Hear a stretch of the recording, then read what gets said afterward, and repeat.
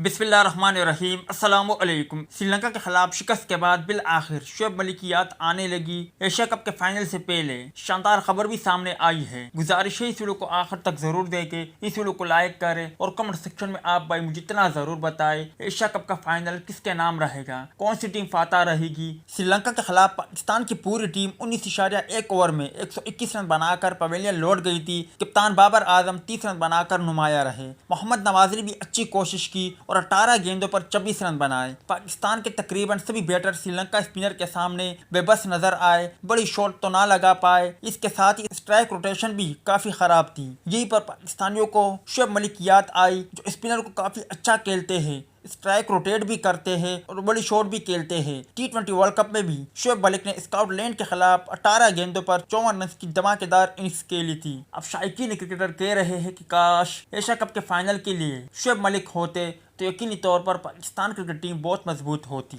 जबकि दूसरी जानिब एशिया कप के फाइनल से पहले पाकिस्तान क्रिकेट फैन के लिए अच्छी खबर, कौमी क्रिकेट टीम के फास्ट बॉलर शाहनवाज दानी फिट हो गई है। शाहनवाज दानी ने दुबई क्रिकेट स्टेडियम में पूरी रफ्तार से बॉलिंग प्रैक्टिस की। अब पाकिस्तान क्रिकेट टीम की प्लेइंग 11 में शाहनवाज दानी और नसीम शाह की वापसी होगी, जबकि इसके अलावा हैदर अली की शमूलियत पर भी गौर जारी है।